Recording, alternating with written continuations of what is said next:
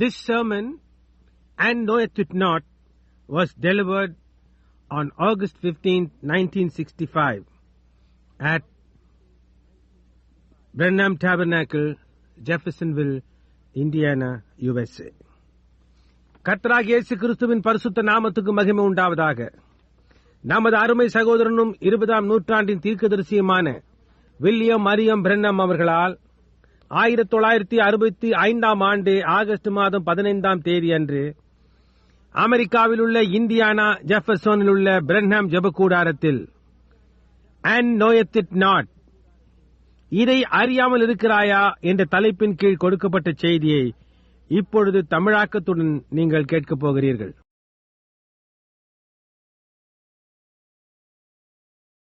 Look at Cain's children, how they went into it. காயினின் பிள்ளைகளை பாருங்கள், அவர்கள் எப்படியாய் அதற்குள்ளாக சென்றார்கள் என்று. When the sons of God saw the daughters of man were fair, they taken unto them wives, and God never did forgive them. தேவகுமாரர் மனுஷகுமாரத்திகள் அதிக சௌந்தியம் உள்ளவர்கள் என்று கண்டபோது அவர்களுக்குள்ளே தங்களுக்கு பெண்களை தெரிந்து கொண்டார்கள். தேவன் அவர்களை மன்னிக்கவே இல்லை. Look at them Israelite women with calloused hands and hair stringing. கவனியுங்கள், இஸ்ரவேல் ஸ்திரீகள் தழும்புள்ள கைகளோடும் தலைமயிர் கம்பிகளைப் போல தொங்கிக் கொண்டும் இருந்தனர். When them sons of God came up through the land of Moab and met them dainty women with well set hair, fancy and a lot of manicure on their faces, or what you call it. தேவகுமாரர்களாகிய இஸ்ரவேலர் Moab தேசத்தின் வழியாய் கடந்து சென்ற போது நன்றாக தலை சீவப்பட்டு முகவர்ணம் தீட்டப்பட்டு கவர்ச்சியான அழகான பெண்களை சந்தித்தனர். And when them sons of God saw those real fair women, a false prophet said, we're all the same. இந்த தேவபுத்திரர்கள் அந்த உண்மையான அழகுள்ள பெண்களை கண்டபோது ஒரு கள்ள தீர்க்கதரிசி சொன்னான், நாம் எல்லாரும் ஒன்று என்று. And they married among them, and God never did forgive them. அவர்களுக்குள்ளாக அவர்கள் திருமணம் செய்து கொண்டார்கள். தேவன் அதை அவர்களுக்கு மன்னிக்கவே இல்லை. And they perished in the wilderness. அவர்கள் வனாந்திரத்திலே அழிந்து போனார்கள். Every one of them died there. Without hope, without God, and is eternally lost. Damned forever. அவர்கள் ஒவ்வொருவரும் நம்பிக்கையற்றவர்களாய் தேவனற்றவர்களாய் மரித்து நித்தியமாய் இழக்கப்பட்டவர்களாய் என்றென்றுக்குமாய் ஆக்கினைக்குள்ளாக தீர்க்கப்பட்டார்கள். Though they had seen the goodness of God, though they had drank from the fountain that never runs dry, அவர்கள் தேவனுடைய நன்மைகளை கண்டவர்கள், வற்றாத நீரூற்றின் தண்ணீரை குடித்தவர்கள். they had drunk from the smitten rock, அடிக்கப்பட்ட கண்மலையின் தண்ணீரை அவர்கள் குடித்தவர்கள். they had seen the brass serpent perform miracles, வெண்கல சர்ப்பம் செய்த அற்புதங்களை கண்டவர்கள். they had come out from under the baptism of Moses in the sea, சமுத்திரத்திலே மோசேயினால் ஞானஸ்நானத்தின் கீழாக வெளிவந்தவர்கள். they had seen the hand of God, அவர்கள் தேவனுடைய கரத்தை கண்டவர்கள். they had eaten angels' food, and had done all those things. அவர்கள் தூதர்களின் அப்பத்தை புசித்தவர்கள், அந்த காரியங்கள் யாவையும் செய்தவர்களாய் இருந்தனர். But married in, let women bring them in and marry among them. ஆனால் அவர்களுக்குள்ளாய் மணந்து கொண்டனர். ஸ்திரீகள் அவர்களை உள்ளே கொண்டு வர அனுமதித்தனர். அவர்களுக்குள்ளாக மணந்து கொண்டனர். Not commit adultery, just marry among them. அவர்கள் ஒன்று வேசித்தனம் செய்யவில்லை, அவர்களுக்குள்ளாக மணந்து கொண்டனர். God never did forgive it. தேவன் அதை அவர்களுக்கு மன்னிக்கவே இல்லை. That's the second time it met.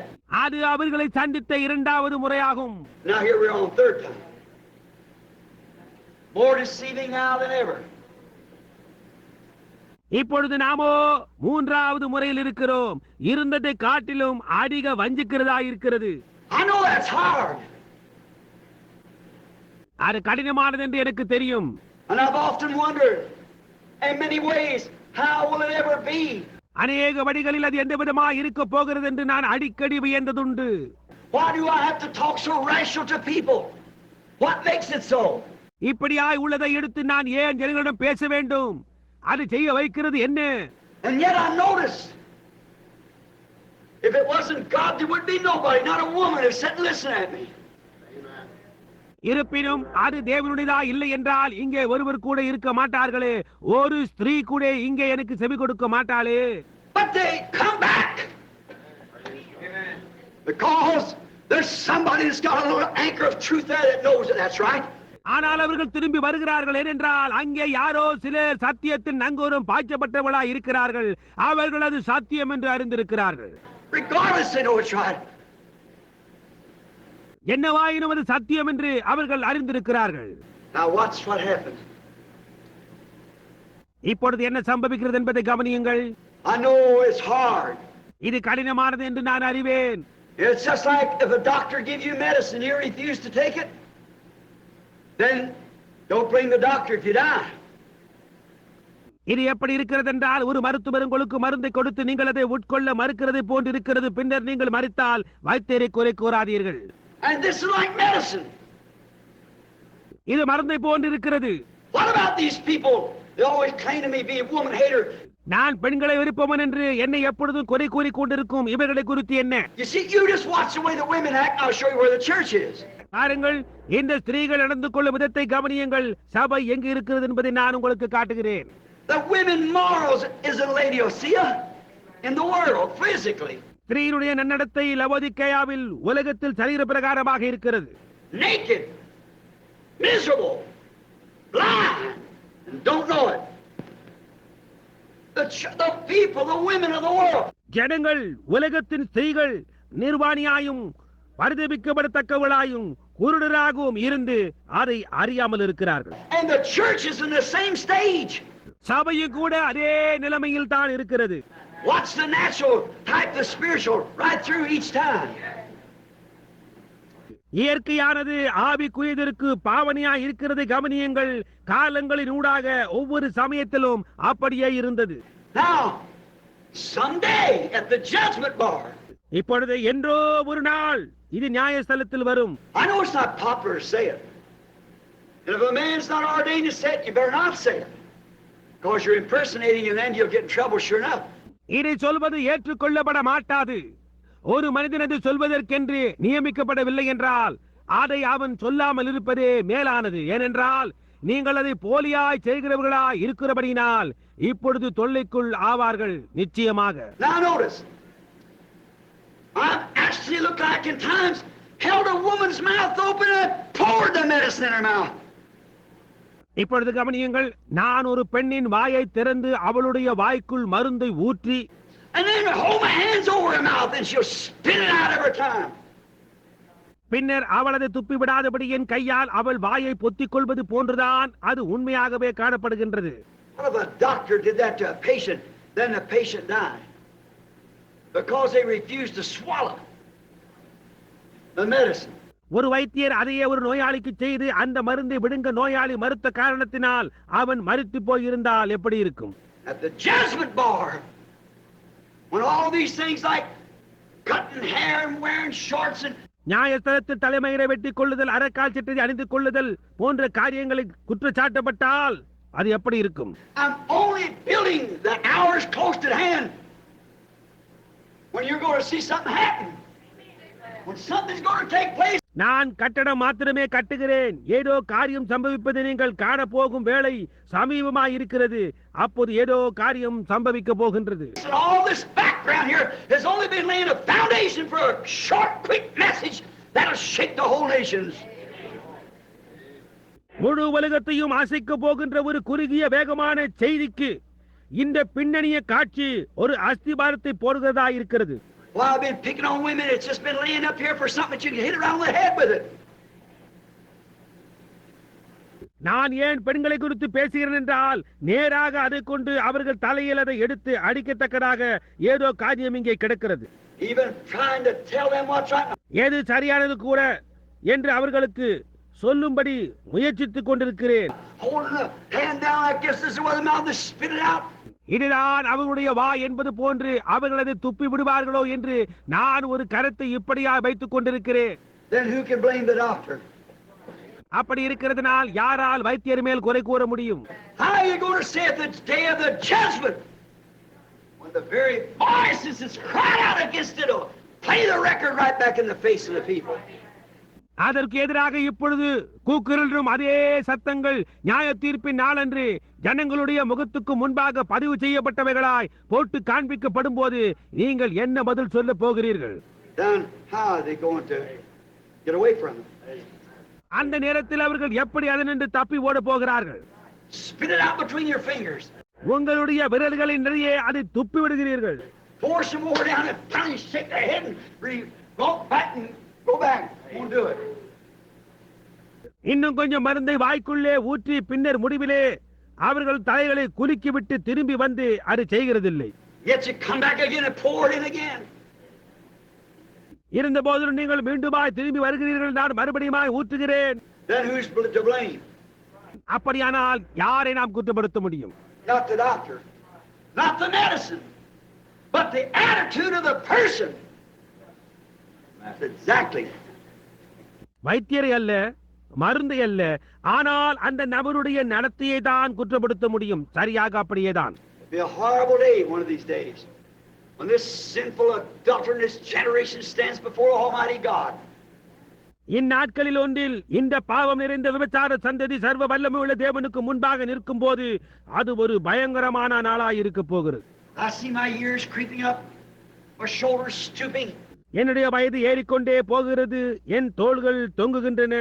Now I know 30 years here in this platform, we have 33 years here on the field. எனக்கு தெரியும் 33 ஆண்டுகளாக இந்த மேடையின் மேல், 33 ஆண்டுகளாக இந்த பூமியின் மேல். That's a long life. அது ஒரு நீண்ட ஆயுசு. That's 33 years of service. அது 33 வருட ஊழியம். Only one regret I have, that I didn't have 133 years of it. ஒரே ஒரு வருத்தம் மாத்திரமே இருக்கிறது, அதாவது எனக்கு 133 வருட ஊழியம் கொடுக்கப்படவில்லையே என்பதுதான். Or this will be the last opportunity I'll ever have while you're mortal to preach the gospel. ஏனென்றால் இந்த அழிவுள்ள சரீரத்தில் இங்கே இருக்கும் போது சுவிசேஷத்தை சொல்ல இதுவே எனக்கு கிடைக்கக்கூடிய கடைசி சந்தர்ப்பமாய் இருக்கிறது. God help me to stand true as true can be to that word. Say just as he says. வார்த்தைக்கு எவ்வளவு உண்மையாய் இருக்க முடியுமோ அவ்வளவு உண்மையாய் நின்று அவர் கூறுகின்றதையே கூறும்படி தேவன் எனக்கு உதவி செய்வாராக. What made that Methodist woman? How could you ever get it to her? அந்த மெத்தடிஸ்ட் ஸ்திரீயை அவ்விதம் செய்ய வைத்தது என்ன? நீங்கள் எப்படித்தான் இதை அவளிடத்தில் கொண்டு சொல்ல போகிறீர்கள்? Here she is in that Laodicea church age. இதோ அவள் இந்த லவோதிக்கேயா சபையின் காலத்தில் இருக்கிறாள். Now we'll take the Pentecostal woman. இப்பொழுது நாம் பெந்தேகோஸ்தே ஸ்திரீயை எடுத்துக்கொள்வோம். She shouldn't wear shorts, make up or cut her hair.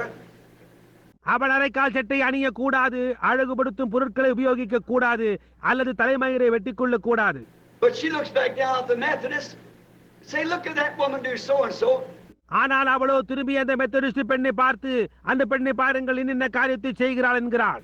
Says the woman don't wear shorts, but she said and herself with bobbed hair. அந்த ஸ்திரீ ஒருவேளை அரைக்கால் சட்டை அணியாமல் இருக்கலாம், அப்படி வைத்துக் கொள்ளுங்கள், ஆனால் அவள் தலைமயிரை வெட்டிக் கொள்கிறாள். புரிகின்றதா? Higher you rise in God, the more sinful the whole thing looks. நீங்கள் தேவனுக்குள்ளாக வளர்ந்து உயரும் போது முழு காரியமும் அதிக பாவமுள்ளதாய் காணப்படும். And then sometimes in prayer you can imagine when the Holy Spirit take you up into a sphere, then the whole thing looks chaos. பிறகு சில சமயங்களில் ஜெபித்துக் கொண்டிருக்கும் போது நீங்கள் யோகித்து பார்க்கலாம், பரிசுத்த ஆவியானவர் உங்களை ஒரு மண்டலத்திற்குள்ளாக கொண்டு போகிறார். அப்பொழுது முழு காரியமும் ஒரே குழம்பி இருப்பதாக காணப்படும். Then when you come back down, you seem like to the people you're a rascal. That you're nothing but an old sarcastic.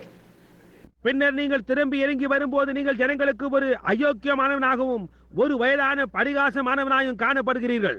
You're a fool because you stand as an old crank and always rebuking the people.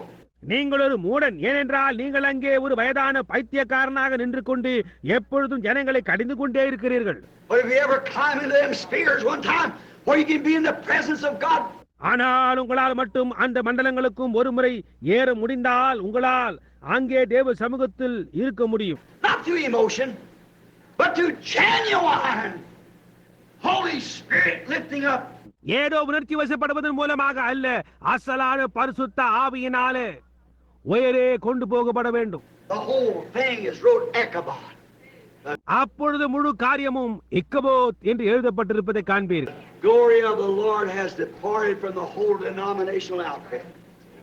That's right. தேவனுடைய மகிமையானது ஸ்தாபனங்களை விட்டு விலகி போய்விட்டது. அது உண்மையே. None of them. That's right. அவைகளில் ஒன்று கூட சரியானதல்ல. Now let me draw you a little circle. இப்பொழுது நான் உங்களுக்கு ஒரு வட்டத்தை வரைகிறேன். If I had a blackboard, I want you to watch here. ஒரு கரும்பலகை இருந்தால் நலமாயிருக்கும். ஆனால் நீங்கள் இதை கவனிக்க வேண்டும் என்று நான் விரும்புகிறேன். I'm going to make one ring like this. I'm going to make another ring on the inside of that ring. That's two. நான் இந்த மாதிரி ஒரு வட்டத்தை வரைந்து அந்த வட்டத்திற்குள்ளாக நான் இன்னொரு வட்டத்தை வரைய போகிறேன். அதாவது அவைகள் 2 வட்டங்கள். Then I'm going to make a ring on the inside of that ring. அதற்கு பின்னர் அந்த வட்டத்துக்கு உள்ளாக இன்னொரு வட்டத்தை வரைய போகிறேன். That's 3 rings, 3 circles. Now that's you. அதாவது 3 வட்டங்கள், 3 வட்டங்கள், அது நீங்கள் தான். That's God. அதுதான் தேவன். God in a Trinity is one, and without a Trinity, He's not God. தேவன் திருத்துவத்துக்குள் ஒன்றாக இருக்கிறார். திருத்துவமாய் இல்லாமல் அவர் தேவனாய் இருக்க முடியாது. He can't be manifested any other way. வேறு எந்த வழியிலும் அவர் வெளிப்பட முடியாது. And neither can you be manifested without being the Trinity person that you are. That's body, spirit, soul. நீங்கள் இருக்கின்றதான இந்த திருத்துவ நபரில் அல்லாமல் உங்களையும் வெளிப்பட செய்வது கூடாத காரியம். அதாவது சரீரம், ஆவி, ஆத்மா. Without either one of them, you're not complete. Amen. See? இவைகளில் ஒன்று இல்லாமல் போனாலும் நீங்கள் முழுமையாக இருக்க முடியாது. புரிகின்றதா? You didn't have a soul, you'd be nothing. உங்களிடத்தில் ஆத்மா இல்லை என்றால் நீங்கள் ஒன்றுமே இல்லை. You didn't have a spirit, you wouldn't be nothing. உங்களிடத்தில் ஒரு ஆவி இல்லை என்றால் நீங்கள் ஒன்றுமில்லை. You didn't have a body, you'd be a spirit, not a body. உங்களுக்கு ஒரு சரீரம் இல்லை என்றால் நீங்கள் ஒரு ஆவியாய் இருப்பீர்களே அல்லாமல் ஒரு சரீரமாய் இருக்க மாட்டீர்கள். So God is complete in the triunity of a being. எனவே தேவன் 3 ஒன்று சேர்ந்த ஒரு நபரில் முழுவதுமாக இருக்கிறார். Not triunity of beings, but one being in a triunity. 3 பேர்கள் ஒன்று சேர்வதல்ல, ஆனால் 3 ஒன்றாய் சேர்ந்த ஒரே நபராய் இருக்கிறார். Father, Son, and Holy Ghost is one true manifested God. God. பிதா, குமாரன், பரிசுத்த ஆவி என்பது ஒரே உண்மையான தேவனின் வெளிப்படுதலாய் இருக்கிறது. Notice here, just wait, I believe I read it just a few minutes ago. Listen to this. இங்கே கவனியுங்கள், கொஞ்சம் பொறுங்கள். சில நிமிஷங்களுக்கு முன்பு இதை நான் வாசித்தேன் என்று நினைக்கிறேன். இதை கேளுங்கள். Unto the angel of the church of Laodiceans, write these things, saith the Amen, the faithful and true witness, the beginning of the creation of God. Laodicea சபையின் தூதனுக்கு நீ எழுத வேண்டியது என்னவெனில், உண்மையும் சத்தியமுள்ள சாட்சியும் தேவனுடைய சிருஷ்டிக்கு ஆதியுமாய் இருக்கிற ஆமென் என்பவர் சொல்லுகிறதாவது, God is the creator, and how was he ever created? தேவன் சிருஷ்டிகராய் இருக்கிறார். அவர் எப்படி சிருஷ்டிக்கப்பட்டிருக்க முடியும்? But this is the beginning of the creation of God. ஆனால் இதுவோ தேவனுடைய சிருஷ்டிக்கு ஆதியாய் இருக்கிறவராய் இருக்கிறது. When God the Spirit was created in a form of a man, that was God being created. ஆவியாகிய தேவன் மனித ரூபத்தில் சிருஷ்டிக்கப்பட்ட போது அது சிருஷ்டிக்கப்பட்ட தேவனாய் இருக்கிறது. God the creator himself becoming a creation. சிருஷ்டிகர்த்தராகிய தேவன் தாமே ஒரு சிருஷ்டியாக ஆகின்றார். God who made the dirt, made the calcium, made the potash, cosmic light, petroleum, took the thing together and created himself in the beginning of the creation of God. தூசியை உண்டாக்கினே, கால்சியத்தை உண்டாக்கினே, பொட்டாசியத்தை உண்டாக்கினே, விண்வெளி வெளிச்சத்தை, பெட்ரோலியங்களை உண்டாக்கின தேவன் அவைகள் யாவற்றையும் கூட்டி எடுத்து தேவனுடைய சிருஷ்டிக்கு ஆதியாய் இருக்கிற தம்மை தாமே சிருஷ்டித்தார். The Amen, the final. அந்த ஆமென் முடிவானதை அவர் சிருஷ்டித்தார். Amen means so be it. ஆமென் என்றால் அப்படியே ஆக கடவது என்ற அர்த்தம். The final of God when God completed in his creation. தேவன் அவருடைய சிருஷ்டிப்பில் எல்லாவற்றையும் சிருஷ்டித்து முடித்த பிறகு அவர் முடிவான தேவனானார். Now how was it? இப்பொழுது அது எப்படி ஆகும்? No man has seen God at any time, but the only begotten of the Father has declared him. தேவனை ஒருவனும் ஒரு காலம் கண்டதில்லை, பிதாவின் மடியில் இருக்கிற ஒரே பேரான குமாரனே அவரை வெளிப்படுத்தினார். You get it? உங்களுக்கு அது புரிகின்றதா? Say just a minute. You no hurry. Let's turn over to Colossians. Just a minute. ஒரு நிமிஷம், உங்களுக்கு அவசரம் இல்லை என்று எண்ணுகிறேன். ஒரு நிமிடம் கொலோசேயருக்கு திருப்புவோம். I just have to come with scripture in my mind. ஒரு வேத வாக்கியம் என் நினைவுக்கு வருகிறது. Let's turn to Colossians, the book of Colossians. and get I believe it's the first chapter. நாம் கொலோசே நிருபத்துக்கு திருப்புவோம். நான் நினைக்கிறேன் முதலாவது அதிகாரம் என்று. I'll have to look this because it's not premeditated here, so I'll. இதை சற்று நாம் பார்க்க வேண்டும் என்றால் இது முன்கூட்டியே குறித்து வைத்ததல்ல. As I used to be when I was a young preacher, I could think of these things just right now, but as I get older, I can't. முன்பெல்லாம் நான் வாலிப பிரசங்கியாய் இருந்தபோது உடனடியாக வசனங்கள் ஞாபகத்துக்கு வருவது வழக்கம். ஆனால் எனக்கு வயதாகுதோறும் அப்படி ஞாபகம் வரவில்லை. Let's begin at the 9th verse, I believe. 9ஆம் வசனம் முதல் துவங்கலாம் என்று நினைக்கிறேன். For this cause is Paul telling the Colossians about Christ, who he was. இது நிமித்தம் பவுல் இங்கே கொலோசேயரிடத்தில் கிறிஸ்து யார் என்பது குறித்து சொல்லுகிறார். For this cause we also, since the day we heard it, do not cease to pray for you and desire that you might be filled with all the knowledge of his will, in all wisdom of spirit and understanding. இது நிமித்தம் நாங்கள் அதை கேட்ட நாள் முதல் உங்களுக்காக இடைவிடாமல் ஜெபம் பண்ணுகிறோம். நீங்கள் எல்லா ஞானத்தோடும் ஆவிக்குரிய விவேகத்தோடும் அவருடைய சித்தத்தை அறிகிற அறிவினாலே நிரப்பப்படவும், that ye might walk worthy of the Lord unto all pleasing, being fruitful in every good work, and to the increase in the knowledge of God.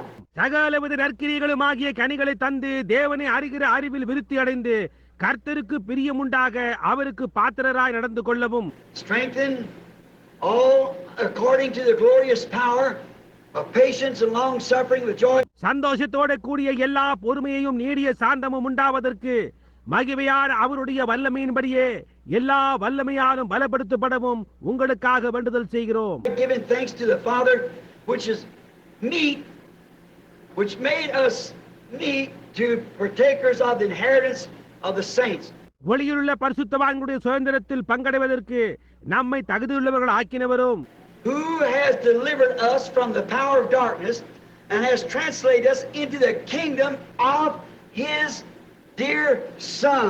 இருளின் அந்தகாரத்தினின்று நம்மை விடுதலையாக்கி தமது அன்பின் குமாரனுடைய ராஜ்யத்திற்கு உட்படுத்தினவருமாய் இருக்கிற பிதாவை ஸ்தோத்திரிக்கிறோம். Here we're getting now. Watch. அந்த பாகத்துக்கு இப்பொழுது நாம் வருகிறோம். கவனியுங்கள். In whom we have redemption through his blood, even the forgiveness of sin. குமாரனாகிய அவருக்குள் அவருடைய இரத்தத்தினாலே பாவ மன்னிப்பாகிய மீட்பு நமக்கு உண்டாயிருக்கிறது. Who is in the image of the invisible God. அவர் அதரிசனமான தேவனுடைய தற்சொரூபமும். Get it?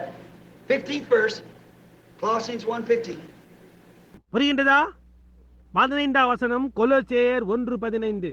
The firstborn of every creature. சர்வ சிருஷ்டிக்கும் முந்தின பேருமானவர். Amen. The what? The firstborn of every creature. ஆமென். அவர் யார்? சர்வ சிருஷ்டிக்கும் முந்தின பேருமானவர். Let it be angel, let it be anyone it may be. He's the firstborn of every creature. அது தேவதூதனாய் இருந்தாலும் அது என்னவாய் வேண்டுமானாலும் இருக்கட்டும், அவரே சர்வ சிருஷ்டிக்கும் முந்தின பேருமானவர். For by him were all things created. All things created that are in heaven or in earth, visible, invisible. ஏனென்றால் அவருக்குள் சகலமும் சிருஷ்டிக்கப்பட்டது. பரலோகத்தில் உள்ளவைகளும் பூலோகத்தில் உள்ளவைகளும் காணப்படுகிறவைகளும் காணப்படாதவைகளுமாக சகல வஸ்துக்களும், Whether they be thrones, whether they be dominions, principalities, powers. சிங்காசனங்கள் ஆனாலும் கர்த்தத்துவங்கள் ஆனாலும் துரைத்தனங்கள் ஆனாலும் அதிகாரங்கள் ஆனாலும், All things were created by him and for him. சகலமும் அவரை கொண்டும் அவருக்குள்ளும் சிருஷ்டிக்கப்பட்டது. Let it be anything it might be. No other being. அது எதுவாக வேண்டுமானாலும் இருக்கட்டும், வேறு ஒருவராலும் அல்ல. Notice. And he is therefore. கவனியுங்கள். ஆகையினால் அவர், He is before all things. And by him all things consist. அவர் எல்லாவற்றுக்கும் முந்தினவர், எல்லாம் அவருக்குள் நிலை நிற்கிறது. Whether it be Father, Son, Holy Ghost, whatever it is. He is before all things. Amen. அது பிதாவோ குமாரனோ பரிசுத்த ஆவியோ எதுவாக இருந்தாலும் சரி, அவர் எல்லாவற்றுக்கும் முந்தினவர். Before all things, it's in heaven and earth, visible, invisible, anything. The Son of God was before all things. பரலோகத்தில் உள்ளவைகளும் பூலோகத்தில் உள்ளவைகளும் காணப்படுகிறவைகளும் காணப்படாதவைகளுமான சகல வஸ்துக்களும் சிருஷ்டிக்கப்படுவதற்கு முன்பே இந்த தேவகுமாரன் அவைகள் யாவற்றுக்கும் முந்தினவராயிருந்தார். That right? அது சரிதானே? I don't care thrones, dominions, whatever it is. சிங்காசனங்களா இருந்தாலும் கர்த்தத்துவங்களா இருந்தாலும் என்னவா இருந்தாலும் சரி, எனக்கு அக்கறை இல்லை. Heavenly thrones, kingdoms, whatever it might be, in the great supernatural realms beyond, in the eternities where it was. பரலோக சிங்காசனங்களானாலும் ராஜ்யங்களானாலும் அந்த மகத்துவமான இயற்கைக்கு மேம்பட்ட ஆளுகைக்குள் அது இருக்கின்றதான நித்தியங்களுக்குள் இருந்தாலும் எதுவாக இருந்தாலும் சரி, Whatever it was, angels, gods, whatever it was, He's before all things. தூதர்களானாலும் தேவர்களானாலும் அது என்னவா இருந்தாலும் சரி, எனக்கு அக்கறை இல்லை. அவர் எல்லாவற்றுக்கும் முந்தினவராயிருக்கிறார். Amen. Can't you see Him? ஆமென். அவரை உங்களால் காண முடியவில்லையா? He was before all things and were created by Him.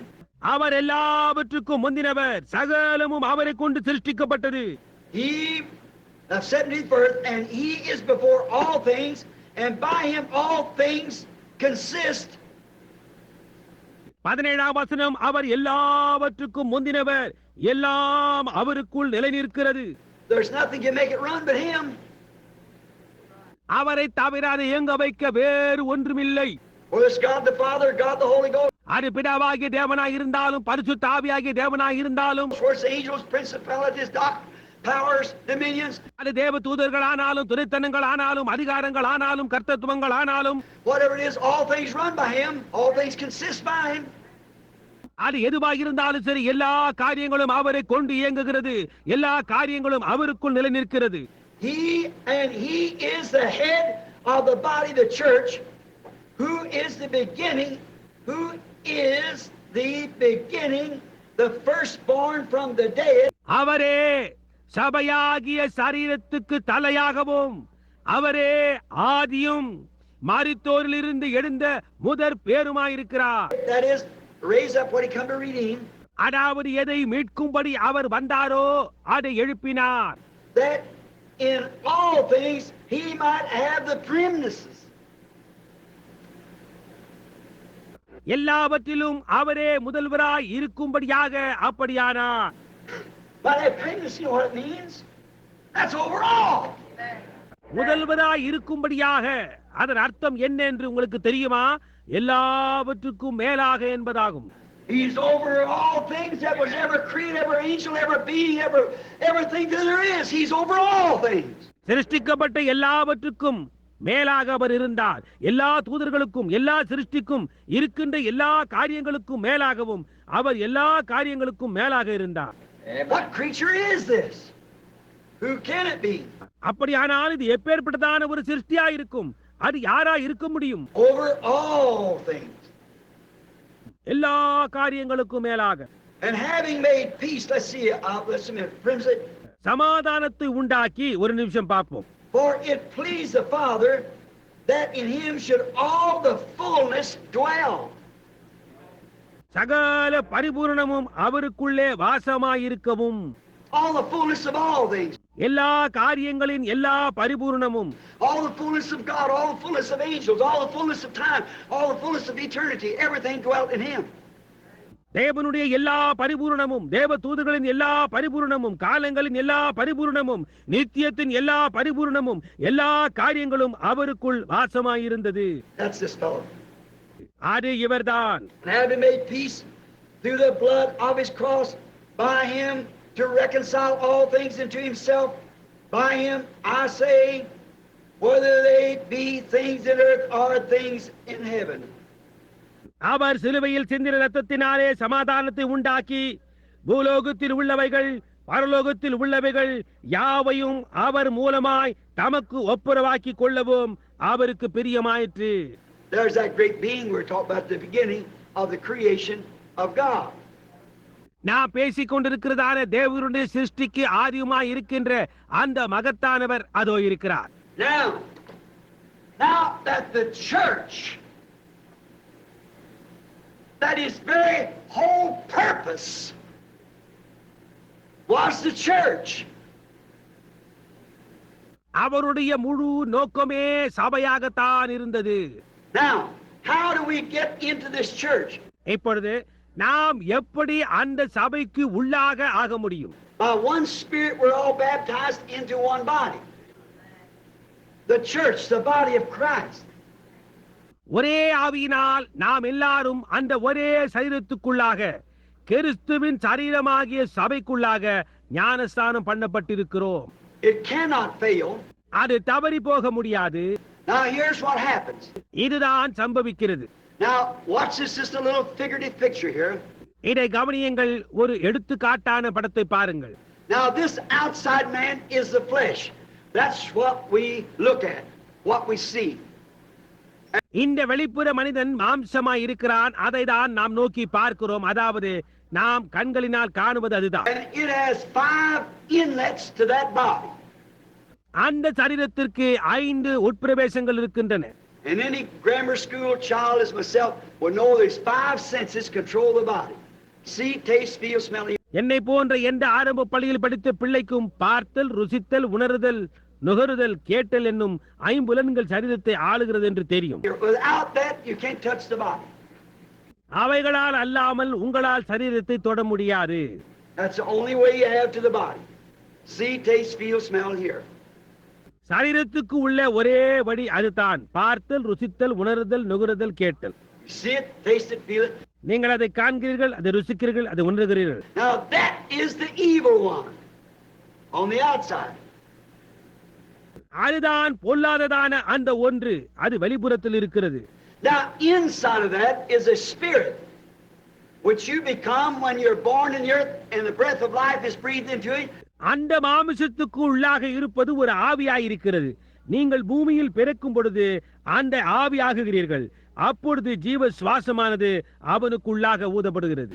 That spirit is of worldly nature because it was not given from God but it was given permitted by God.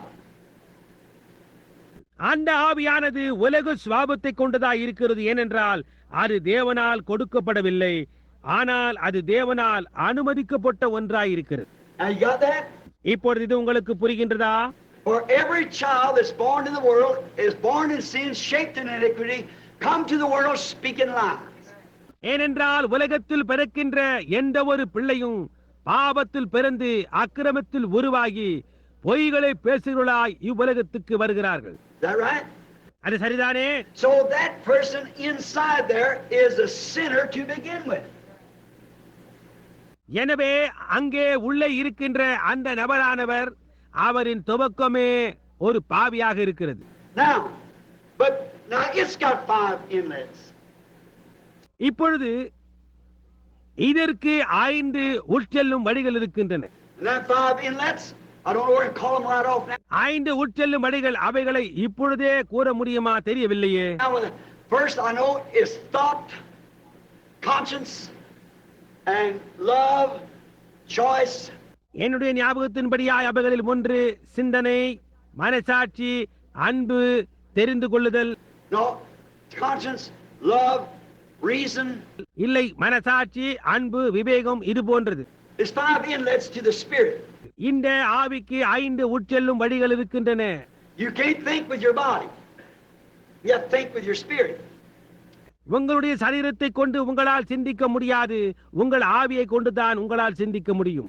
You can't have conscience in your body. It has no mental faculties at all. Your body doesn't. உங்கள் சரீரத்தில் நீங்கள் மனசாட்சி உடையவளாய் இருக்க முடியாது, அதற்கு மன சம்பந்தமான இயல்புகள் கிடையாது. உங்கள் சரீரம் அதை செய்கிறதில்லை. So you have to think with your spirit. எனவே உங்கள் ஆவியை கொண்டுதான் நீங்கள் சிந்திக்க வேண்டும். You have to The reason நீங்கள் உங்கள் ஆவியை கொண்டுதான் விவேகிக்க வேண்டும். you can't reason with your physical being, because reason doesn't see, taste, feel, smell, hear.